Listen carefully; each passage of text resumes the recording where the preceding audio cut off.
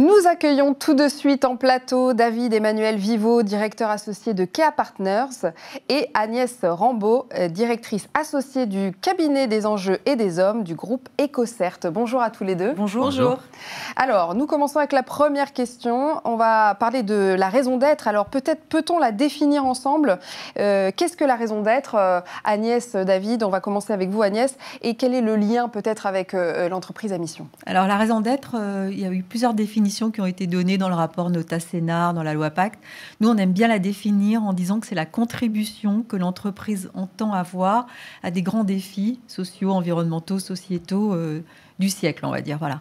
Et la différence par rapport à la société à mission, c'est-à-dire que ça correspond à des étages différents de la loi Pacte. Les entreprises sont invitées à formuler une raison d'être pour expliquer ce qu'elles apportent comme contribution, et celles qui le souhaitent et celles qui le peuvent également revendiquer la qualité de société à mission qui les oblige et qui montre que l'ensemble de leur business est vraiment orienté vers une mission sociétale. On peut établir une raison d'être sans être une société à mission. Tout à fait. Et c'est d'ailleurs plutôt le cas. Je pense qu'un grand nombre d'entreprises formaliseront une raison d'être, oui, mais n'iront pas forcément jusqu'à cette étape.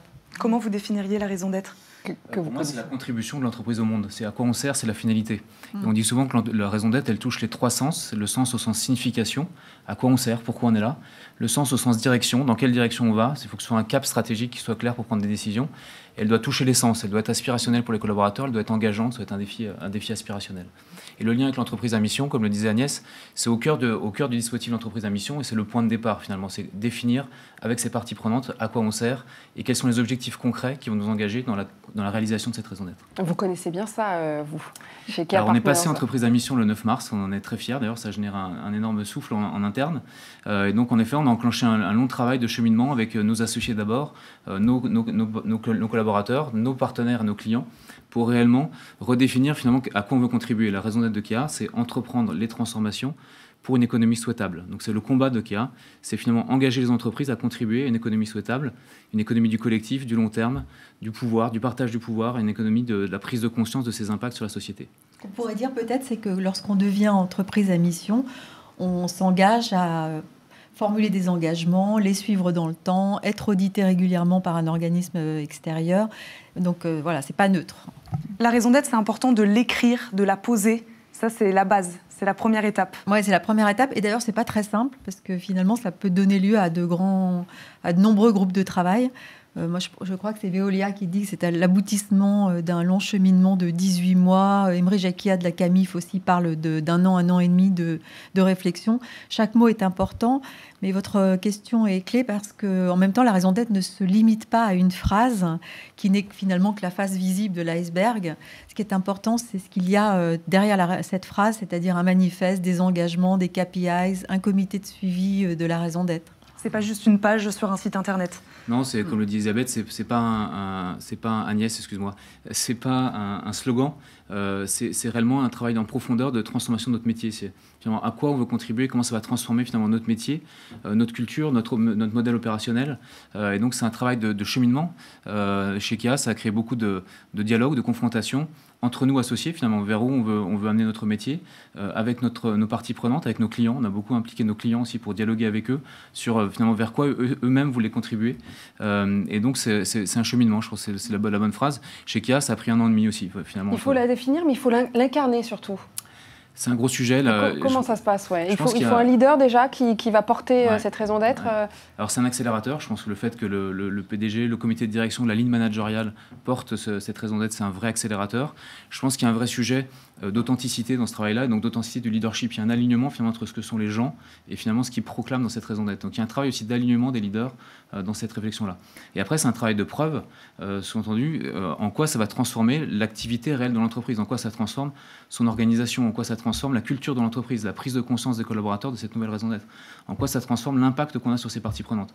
Donc il y a un vrai travail de transformation de sa R&D, de sa chaîne opérationnelle et de son métier au sens large. On dit souvent d'ailleurs qu'il n'y a pas de raison d'être sans arbitrage, sans renoncement. On peut se désengager carrément de toute une ligne de produits si elle n'est plus en phase avec la raison d'être.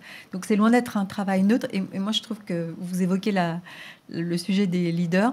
un certain nombre de membres de comités de direction n'ont pas forcément les idées très claires sur ce que cet exercice recouvre. Oui, exactement. Et d'ailleurs, nous, on préconise souvent de démarrer par là, c'est-à-dire d'aligner le COMEX et certainement aussi le conseil d'administration sur une vision précise de ce cheminement qu'il va falloir poursuivre. On parlait tout à l'heure avec Jean-Baptiste Bourgeois de l'importance d'être juste par rapport à son activité. Ça aussi, c'est important. Voilà, il faut que notre raison d'être soit aussi en adéquation, en accord avec notre secteur d'activité. Oui, vous avez vu d'ailleurs qu'il y a beaucoup d'articles qui sont parus sur ces derniers mois sur le purpose washing. Il y a un certain nombre d'entreprises qui ont formulé des raisons d'être soit trop génériques, avec des mots valises qui ne renseignent pas du tout sur leur activité, soit trop ambitieuses et face auxquelles le discours de preuve est quand même assez compliqué. Donc vous avez raison de pointer cette notion de justesse, en tout cas de formulation. D'où d'ailleurs le nombre de mois et de séances de travail qu'il faut orchestrer pour arriver à la formulation finale. Et d'ailleurs, quand on a trouver sa raison d'être, finalement, on n'est pas du tout au bout du chemin, parce qu'il va s'agir de la révéler, de la faire connaître en interne, de faire en sorte que les équipes se l'approprient, la traduisent dans les relations avec les parties prenantes. Quel impact ça va avoir sur le business model de l'entreprise même, hein. Ça peut bouger les lignes. Ouais. Moi, je cite souvent Solvay qui s'est désengagé du PVC, Veolia dont je parlais tout à l'heure qui se désengage du charbon aussi. Danone, qui est un exemple un peu emblématique, mais qui s'est recentré vraiment sur les produits alimentaires et progressivement moins transformés, hein, pour être conforme à sa raison d'être. David, ça change les business models. Hein. Ça change les business models. Juste pour revenir sur la question d'avant, il y a un vrai travail de singularité aussi, d'aller rechercher dans son ADN ce qui compte pour nous. Nous, Kea, on est reparti au fondement de Kea il y a 20 ans, pourquoi on avait créé Kea. On a retravaillé sur quels étaient les éléments essentiels à la création de Kea qu'on voulait réinvestir aujourd'hui, mais dans le nouveau contexte. Donc il y a un travail aussi. Vous avez profité de cette période pour faire ça ? Oui, pour recheminer sur finalement la création de Kea, c'était autour d'un modèle entrepreneurial, c'était autour de développer un capitalisme à visage humain, c'était autour de la place de l'homme dans la transformation. Donc on allait rechercher tous ces actifs-là pour les faire réémerger dans le nouveau contexte actuel. Donc il y a un travail de singularité, il y a un travail de radicalité aussi. Je pense que pour que la raison d'être soit claire, il faut aussi être radical dans ses choix, mais tout en restant authentique et pour ne pas faire du purpose washing comme tu le disais. Ouais. C'est drôle quand tu parles de l'histoire. Pardon. Merci, on est arrivé. On a 20 secondes. Finissons. Non, mais je trouve que c'est intéressant de travailler avec des historiens des entreprises et aussi avec des prospectivistes, parce que la raison d'être, elle s'écrit pour aujourd'hui, mais pour demain aussi. Merci beaucoup à tous les deux d'avoir participé à ce débat. On va passer à la bonne idée du jour.